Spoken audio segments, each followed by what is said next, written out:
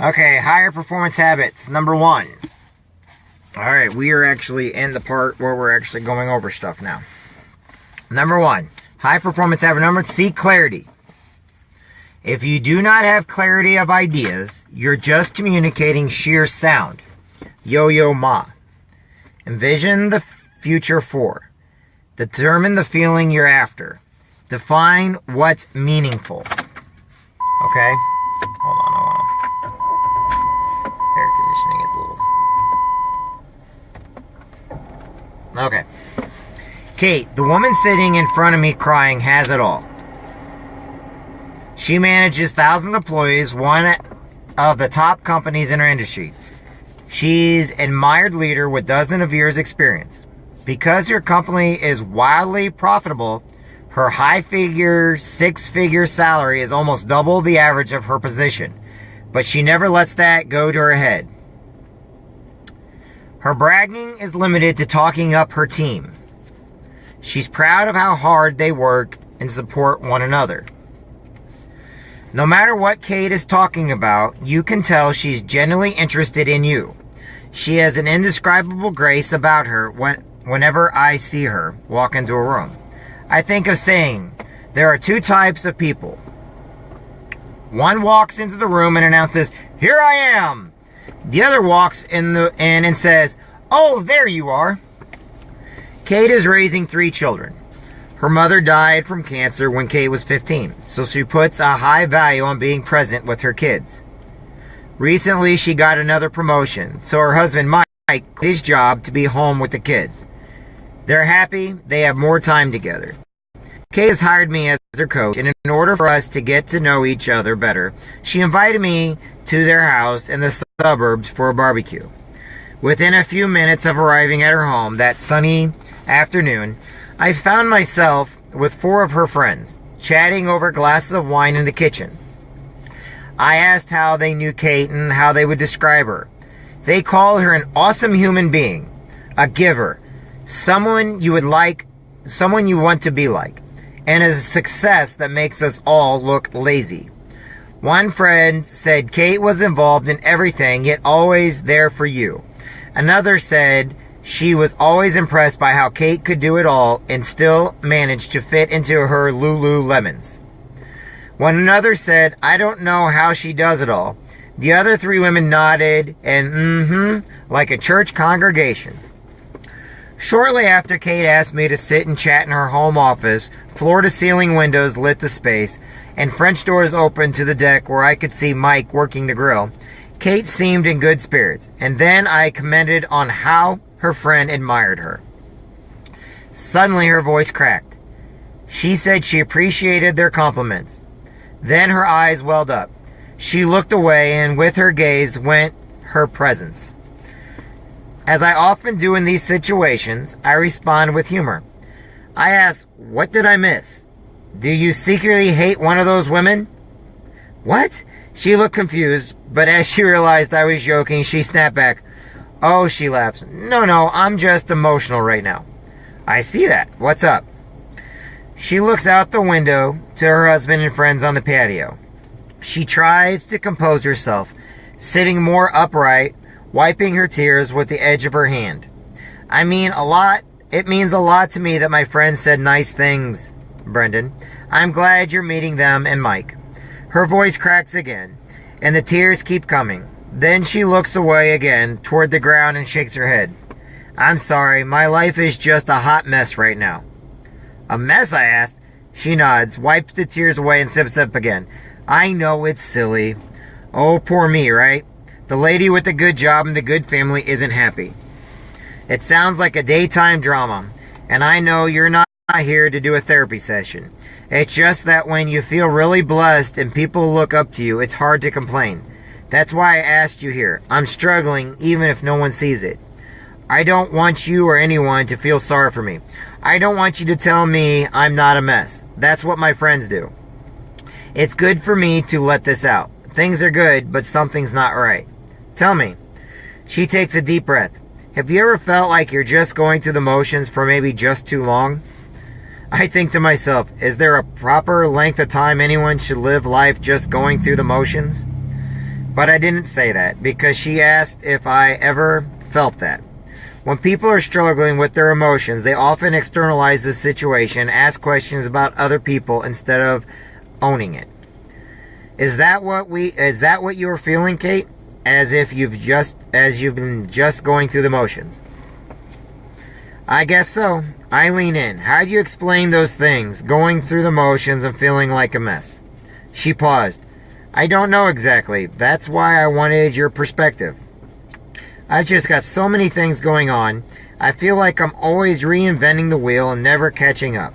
So that makes me feel like a mess in some ways. And yet, I'm good at what I do, so I can handle it all. So I feel like I'm just going through the motions and all the chaos has become almost routine.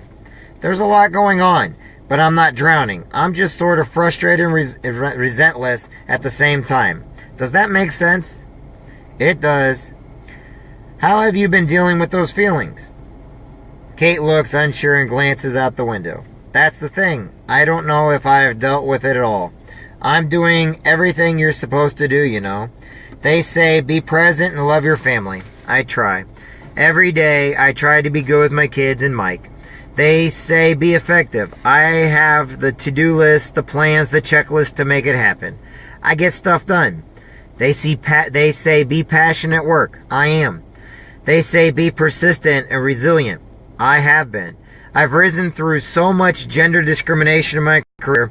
I've come a long way and I'm happy and no one has to feel sorry for me. But I just don't know, Brendan.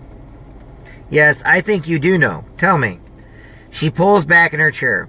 Her shoulders slump and she takes a sip of wine as more tears break out. And all this running around and trying to do everything, I'm just starting to feel a little disconnected from it. Sort of lost. I nod and wait for what almost always comes next. I just don't know what I want anymore. I bet you know a lot of people like Kate. She's hardworking, smart, capable, caring. Like a lot of achievers, she has a list of goals and she accomplishes most of them. But the truth is she doesn't know what will bring the vibrancy back into her life. Without an immediate change in habits, she'll be in trouble. This doesn't mean she will crash and burn. When achievers struggle in real life, it's not like on TV. There's no huge existential dilemma or midlife crisis that causes them quite everything in an instance. Burning their business or relationship to the ground in one sudden manic weekend of insanity. That's not what achievers do. When they're struggling, especially when they are unsure what they want, they tend to march on like good soldiers. They don't want to mess things up. They're afraid to make sudden changes because the reality is that things are good. They don't want to walk away from everything they've worked so hard for. They don't want to go backward or lose momentum or be overtaken by their coworkers or competition or competitors. They know in their gut that there is another level, a different quality of life, but they feel deep uncertainty over changing what is already working. Improving a bad thing is easy for the achiever, but messing with a good thing, that's terrifying. Uncertain what they really want, achievers often choose to keep at it. But at some point, if they don't get very clear about who they are and what they want at this stage of their life, things start to unravel. At the beginning, the decline in their performance is subtle. They start to feel that something is off, so they don't bring as much intent to their efforts. They back off just a bit. There's not to say they feel their life is lacking. I have a lot to be grateful for, they will say. But the issue is not about something external they should feel grateful for. It's that something inside doesn't feel right. Like Kate, they're frustrated, restless, even though life is good. They begin to worry. Maybe I haven't found my real thing, even though they've given so much of their lives to that very thing. When the office light turns out at the end of the night, or when they finally get a moment of silence after weeks of pushing hard, their internal charter starts scratching at the reality. Is all the complexity I've created in my life even worth it? Is this the right direction for my family and me at this stage of our lives? If I just took a break, maybe a few months to learn something new or try a new direction, would I miss out or get passed up? Things are good, so if I try something new, will everyone think I'm crazy? Am I just being stupid or ungrateful? Am I already stretched pretty thin? Can I really give any more right now? Am I really good enough to play at the next level? Why am I starting to feel so distracted? Why do my relationships feel sort of blah? Why am I not more confident at this point in my life? When these questions go unanswered for too long, an unraveling begins. Someone like Kate starts looking at all the mountains she has submitted in life and fears she has climbed too many of the wrong ones. She learns that what is achievable isn't always what is important. Soon, day-to-day motivation wanes. They begin feeling restrained or unfulfilled. They start focusing on protecting their successes versus progressing. Nothing seems thrilling anymore. But no one really notices at first, because an achiever is still good. Sure, the passion isn't at the level it used to be, but at least everyone at home and at work is fairly happy. Maybe just unaware. This is the situation Kate has found herself in. No one knew she was worse, a hot mess, but she couldn't escape the feeling. Ultimately, the dissatisfaction spreads into relationships at home or at work. Others notice. The stress of disappointment imparts a hard edge that upsets loved ones or coworkers. The person misses meetings and calls. They turn work in late. The contribution of good ideas falls off. Calls don't get returned. It's obvious to both the achiever and the people around her that she started just going through the motions. The excitement, joy, and confidence are gone, and with them goes the performance. If this sounds familiar to you personally, then this chapter is your chance to reset. If any of this sounds overdramatic, it's probably because you haven't hit that wall yet. Let's make sure you never do. Seek clarity. Clarity basics. The feeling is clear and indisputable, as if you suddenly sense the whole of nature and suddenly say, yes, this is true. I can't even read the person it's from. Fyodor Dostoevsky. That's who that's by. I can't read it. This chapter is about finding clarity in your life. It's about how you think about tomorrow and what you do to stay connected with what matters today.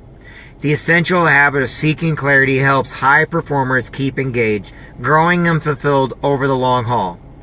Our research shows that compared with their peers, high performers have more clarity on who they are, what they want, how to get it, and what they find meaningful and fulfilling. We found that if you can increase someone's clarity, you up their overall high performance score. Whether you have a high degree of clarity in life or not, don't fret, because you can learn to develop it. Clarity is not a personality trait that some are blessed to have and others are not. Just as power plant doesn't have energy, it transforms energy. You don't have any specific reality. You generate your reality in the same line of thinking. You don't have clarity, you generate it. So don't hope for a flash of inspiration to reveal what you want next. You generate clarity by asking questions, researching, trying new things, sorting through life's opportunities, and sniffing out what's right for you. It's not as though you walk outside one day and the piano of purpose falls on your heads and all the things become clear. Clarity is the child of careful thought and mindful experimentation. It comes from asking yourself questions continually and further refining your perspective on life. Clarity research tells us that successful people know the answer to certain fundamental questions. Who am I? What do I value? What are my strengths and weaknesses? What are my goals? What's my plan? These questions may seem basic, but you would be surprised how much knowing the answers can affect your life. Clarity on who you are is associated with overall self-esteem. This means that how positive you feel about yourself is tied to how well you know yourself. On the flip side, lack of clarity is strongly associated with a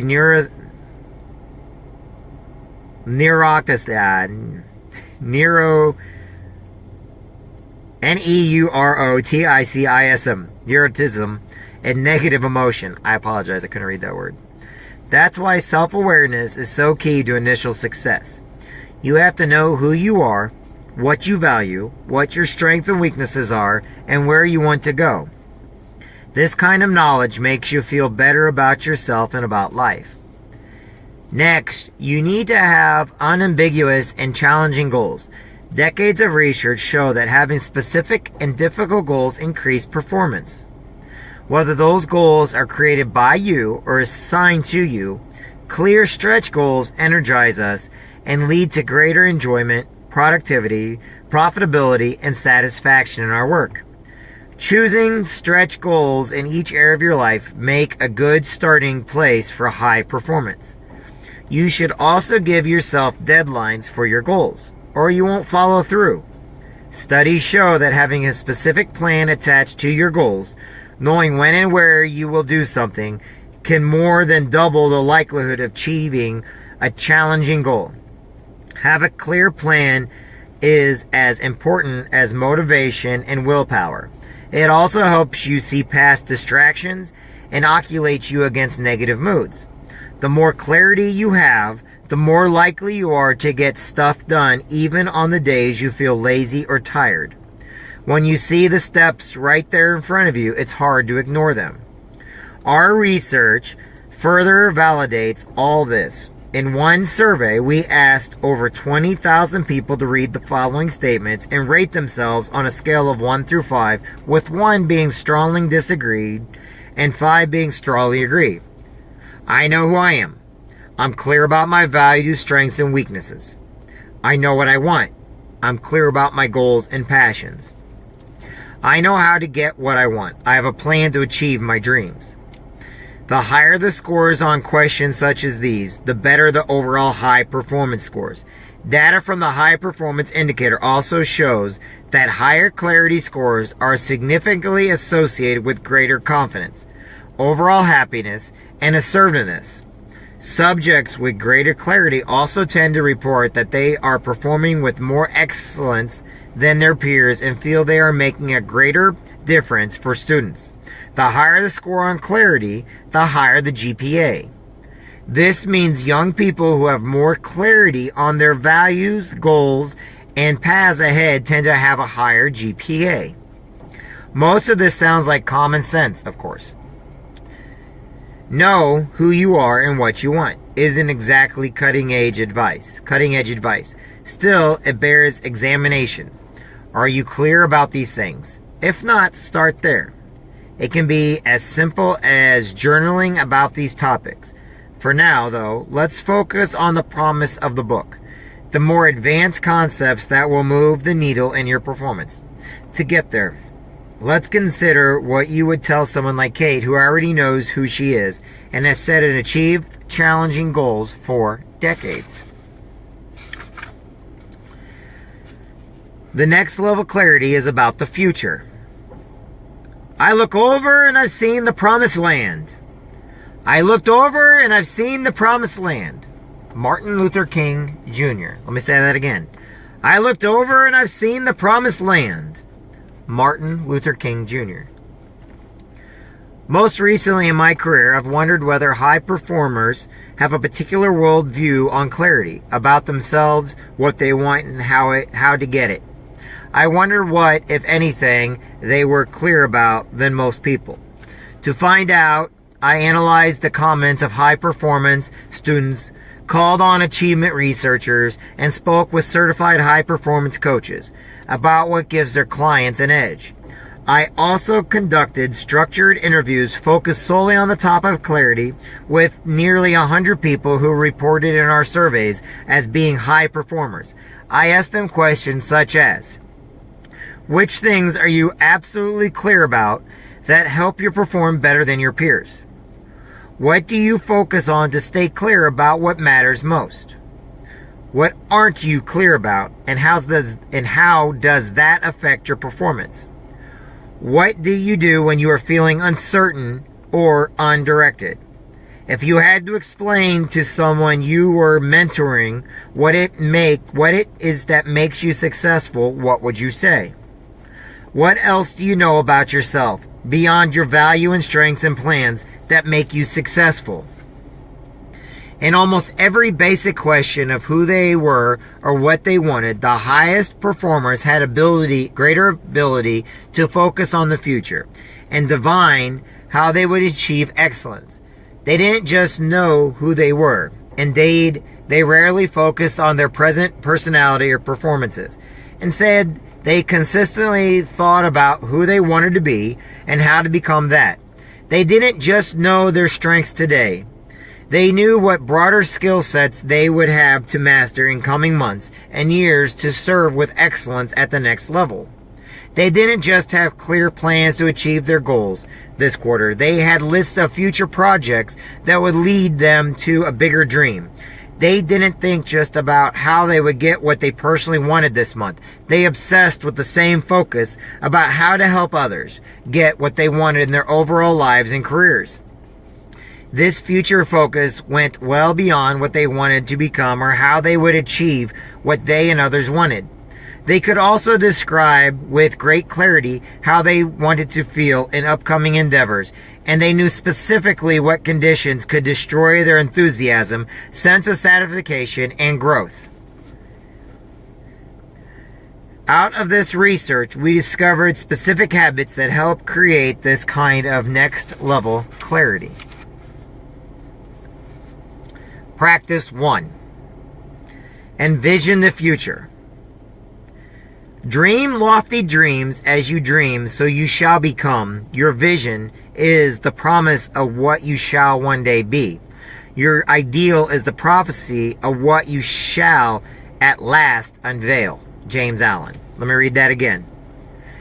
Dream lofty dreams, and as you dream, so shall you become.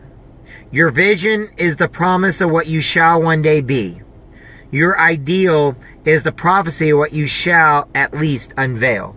James Allen. I want to read that one more time, just so I can read it 3 times. Dream lofty dreams, and as you dream, so you shall become.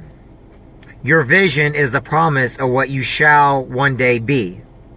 Your ideal is the prophecy of what you shall at last unveil. James Allen. High performers are clear on their intentions for themselves, their social world, their skills, and their service to others. I call these areas self, social, skills, and services, or the future 4. Self. Know thyself is the timeless advice inscribed in the Temple at Delphi in Greece over 2,400 years ago. But there's a difference between know thyself and imagine thyself. High performance know thyself, but they don't get stuck there. They're more focused on sculpting themselves into stronger and more capable people. That's another big difference. Introspection versus intention. We found that high performers can articulate their future self with greatest ease than others. Tactically, this means they tend to have a faster and more thoughtful confidence response when I ask them. If you could describe your ideal self in the future, the person you are trying to become, how would you describe that self? In review, recordings from my interviews, it's clear that high performers have thought about this more than others. Their description comes sooner with the coherent part, the part of the hmms, and the good questions, clocking in an average of 7 to 9 seconds faster. Their responses were less meandering than others. When I asked people to describe their future best self in just 3 words, high performers also replied faster in a more confident tone. Try to imagine ourselves in the future with great clarity is hard work for anyone. That's why most people tend to do it only once per year. That's right, on New Year's Eve. But high performers spend a lot of time thinking about their best self and the ideals they're trying to grow into. In interviews with many highest scoring and 10 lowest scoring clients on the HPI, I found that the highest performing clients report thinking about their ideal future self and engaging in activities related to that almost 60 minutes more per week than the lowest scoring clients. For example, if you see yourself as a great communicator in the future, you would not only be more likely to imagine scenarios of yourself speaking with others, but also spend more time doing so. Your activity doing things that exhibit a future characteristic you desire. This isn't to say that high performers are more introspective than anyone else. Lots of people journal every week and could be said to be self-aware without being high performance. For example, lots of people think of themselves constantly, but much of the thinking is just negative rumination. So what makes the difference is that high performers imagine a positive version of themselves in the future, and then they actively engage in trying to be that. This part about actively engaging is important. They aren't wanting to demonstrate a characteristic next week or next month. They're living into their best self now. You get the point? So let's encapsulate this advice with some simple things you can do. Be more intentional about who you want to become. Have visions beyond your current circumstances. Imagine your best future self and start acting like the person today. This doesn't have to be complicated. When I was 19 years old and struggling to bounce back from a car accident, 3 one-word commands helped turn my life around. These commands, as you may know, were inspired by the lessons I had learned about life when I was faced my own morality. They are simple and concise. Live, love, matter. These 3 words became more clarity, checkpoint in life. Every night lying in bed, just before dozing off, I would ask myself, did I live fully today? Did I love? Did I matter? I've asked those questions of myself every night for over 20 years. The truth is, I don't always go to bed with resounding yes. To all 3 questions, I have had bad days just like anyone else. But the nights that I can say yes to those questions, when I feel clear and on track, are the nights I sleep best. That simply practice has given me more clarity than anything else I've done in life. Today I still wear a bracelet engraved with those 3 words. I don't need the bracelet. I don't need to continue asking the questions, but I do because it keeps me clear and on track. This is similar to the work I've had to do with Kate. Her identity information practices had stagnated. She hadn't thought about a better version of herself for a long time because she was already doing so well. So in one of my coaching sessions, I asked her to describe herself in various situations of her life over the past few weeks. Upon coming home while playing with her kids, when making presentations at work, during interactions with friends, while out on a date with Mike. Then I asked her to do it again, this time describing herself in those situations as if she were an even better future version of herself. She began to realize that who she has been in the past several weeks was not who she really imagined herself being in the upcoming years. That should be a wake-up call for anyone. Next, I asked her to identify 3 aspirational words that would describe her future self. She came up with alive, playful, grateful. None of her descriptions or words sounded like merely going through the motions, which was how she felt recently. This activity was also simple, but eye-opening for her. Sometimes it's a simple thought process that helped us reset our focus. Kate was generally confident, but the issue was she had stopped envisioning a future. Kate envisioned a future, Kate to grow into. That's what was hurting her. No vision, no enthusiasm. So I had her put her 3 aspirational words into her phone as an alarm label that went off 3 times per day. This means that as Kate went about her day, an alarm would go off and she'd see her words on her phone to remind her who she was and could become. Now it's your turn. Describe how you perceive yourself in the following situations over the past several months. With your significant other, at work, with kids or team, in social situations with strangers. Now ask, is that who I really see myself being in the future? How would my future self look, feel, and behave differently in those situations? If you could describe yourself in just 3 aspirational words that would sum up who you are at best in the future, what would these words be? Why are those words meaningful to you? Once you find your words, put them in the phone as an alarm label that goes off several times per day. Social. High performance also have clear intentions about how they want to treat others. They have situational awareness and social intellectual. Social. High performance also have a clear intention about how they want to treat other people. They have high situational awareness and social intelligence, which help them succeed and lead in every situation. I'm going to start there. That's page 67. We'll start back on page 68. Okay, we're going to start on page 68. I'm going to stop there because I have 2 more things to read like I promised everybody.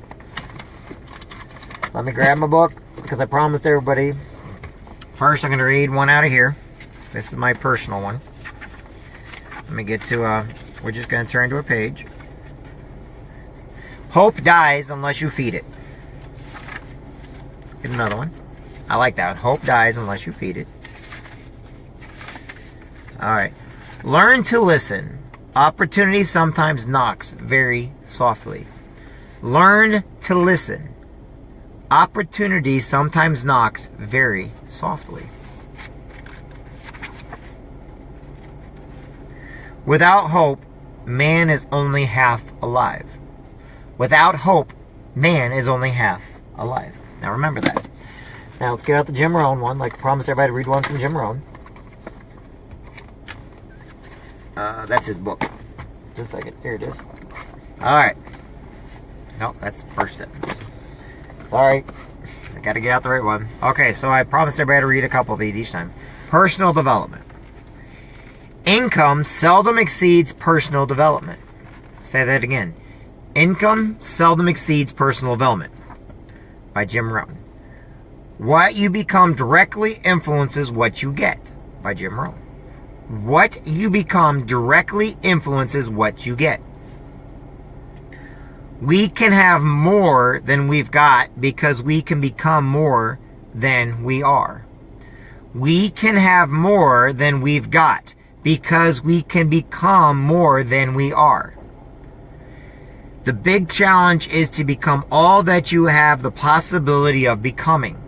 You cannot believe what it does to the human spirit to maximize your human potential and stretch yourself to the limit. Pity the man who inherits $1 million and who isn't a millionaire. Here's what would be pitiful. If your income grew and you didn't. I like that. To attract attractive people, you must be attractive. To attract powerful people, you must be powerful.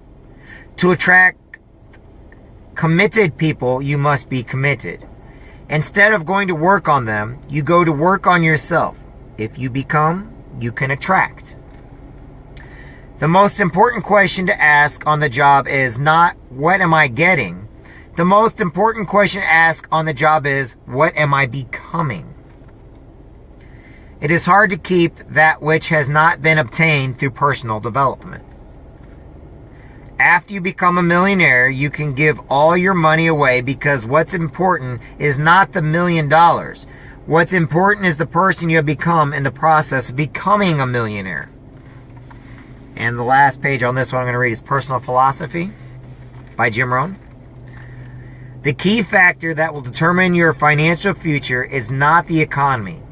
The key factor is your philosophy. Don't borrow someone else's plan.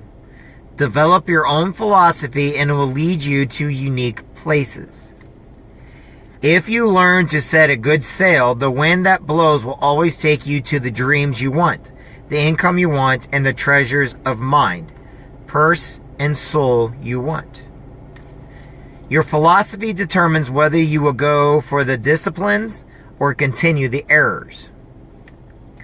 Philosophy is the sum total of all you know and what decide is valuable. And those are by Jim Rohn. Alright. And last, if I can find what I need. Where's it? Okay. And then we got a couple more pages to read here. All right. The Motivational Manifesto. I've got a few more pages to read. I asked people for me to continue on with a couple more pages. We are on page 167 of the Motivational Manifesto by Brendon Burchard. I'll just read a couple pages out of this, then I'm looking at my time because then I got to get going. All right. Declaration. We shall not break integrity. First say to yourself what you would be, and then do what you have to do. Epitaphis. First say to yourself what you would be, and then do what you have to do. In our darkest hours, we are tempted to break our integrity. In our darkest hours, we are tempted to break our integrity. To compromise who we are, what we believe in, and what we know to be right and true and good. There is an opportunity to be weak and heartless, and it is taken. An impulse arises to be cruel, or to cheat, or to run from our very own dreams. And it is sadly followed. Right when it counts the most, we forget what is important and abandon our higher moral convictions. We make an important promise to our children, our team, but don't follow through. We lash out in anger at those we love when they are most vulnerable. We lie to someone we care about even though we absolutely know they are desperate to hear the truth. We let disappointment win the day and hastily quit on our dreams just because we stumble and fell and made a mess of ourselves. We withhold our voices when we have a chance to shine, hiding our true selves at the expense of authenticity and growth. We act indifferent or cowardly just when the world needs our presence and strength. These are moments when our experience, a sudden rupture of mind and spirit, a lack of virtue, a descent into dark planes of selfishness and irresponsibility. Perhaps it is not always so dramatic. Not all compromises of our character perhaps it is not always so dramatic. Not all compromises of our character are, like the movies, often portrayed, centered on huge and vexing life decisions. There is no tearing out of hair as we desperately try to figure out what to do, as if a grand existential dilemma is unfolding all around. There is no dramatic debate in a public square or a conflict so heated someone collapses to the ground because they can't stand to give an inch. Most breaks in our integrity are small in scale and go unnoticed. They often come when we are too busy to pay attention. We didn't even notice we were rude. We didn't realize it became a habit to act unlike ourselves, to tell little lies, to be easily angered, to keep our ideas to ourselves, to talk too much about ourselves, to gossip, to delay, to ridicule, to be late, to forget the thank yous and I love yous. That actually touched me a little bit. We sometimes forget the thank yous and I love yous. We broke stride with who we are and how we want others to perceive us because of little throwaways acts that we didn't realize were solidifying into a character that was likely beneath us. It is time to remind ourselves that today's thoughts and actions become our legacy. When we forget this or lie to ourselves, thinking our actions do not matter, we have permission to act as momentary buffoons. We let ourselves break. Just this once from our values we cheat. Just this once we lie. Just this once we put off the hard tasks. Just this once we skip the workout. Just this week we take the drink. Just one more. And soon we find that each of these little breaks in our will leads to another. And then to a lifetime of compromise and regret. Without vigilance, what is right and strong about the human spirit can be whittled away and broken forever. Let us not forget that our actions form, piece by piece, a structure that is either upright or crooked. And so let us aim to be our highest selves, keeping our character and values intact, meeting every situation with solid integrity and generous humanity.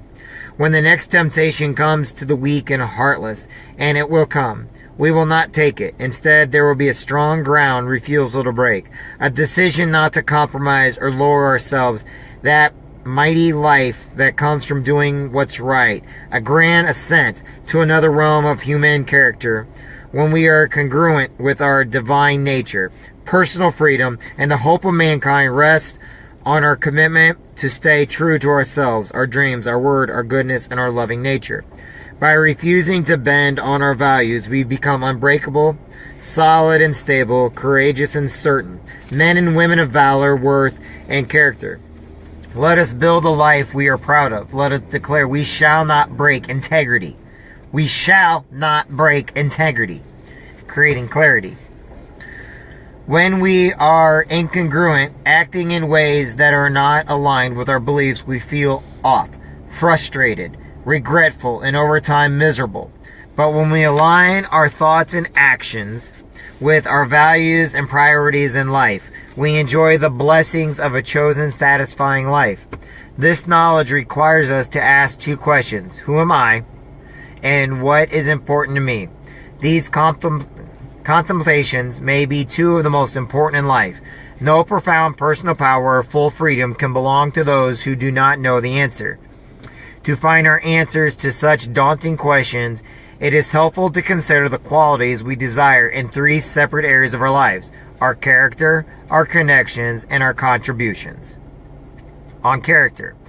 Very few people have ever done deep work in defining their character.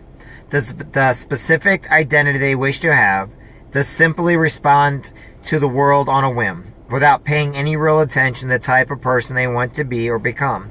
With no targeted identity to act toward, they become amalgamations of desires of others and their circumstances, the cultures in which they live. They have no real character because they are slave to impulse and mimicry. Contrast this with a woman who owns keen self-awareness. If she is virtually aware and committed to being a kind person, she is rarely rude. If she has defined herself as deeply empathetic, she intentionally develops the discipline to listen more, to help more, and to love more. She works to align all her thoughts and habits with the ideal person she wishes to be. Awareness and discipline give her freedom to live her potential. We'll stop on 170 there. We're on 171. Like I told everybody, I got to stop here because I got time to keep. Okay. I'm getting faster at this stuff so I can do a little bit more. All right. So, I hope everybody understood what we were reading. I hope everybody understood that. Don't forget also the prayer of Jabez. The prayer is only a sentence thick. And Jabez called on God of Israel, "Oh, that you would bless me indeed and enlarge my territory, that your hand would be with me, and that you would keep me from evil, that I may not cause pain." So God granted him what he requested. The prayer of Jabez. 1 Chronicles 4:10. And Jabez called on the God of Israel, saying, "Oh, that you would bless me indeed, and enlarge my territory, that your hand would be with me, and that you would keep me from evil, that I may not cause pain." So God granted him what he requested. All right, everybody, I've got to get back to work. I will talk to everybody soon. I hope everybody has a great day. And we got a couple of things to do live later on. I hope everybody has a great day. That's my 45 minutes strong with reading a book, giving you some quotes. The next book we'll also be reading is Claim Your Power by Dave Asprey. So, as you can see, we're always reading multiple books, different books, because not everybody learns from the same one. I do it for about 45 minutes a day. I hope everybody has a great day. Go back and look at my motivational stuff. It'll help you. I hope it helps somebody. Read the prayer of Jabez. Remember, be a better person. Read 11 books a day, or 11 pages of a good book a day, and know that you matter. Each and every one of you matters. God bless. Talk to everybody soon. Hope everybody has a great day.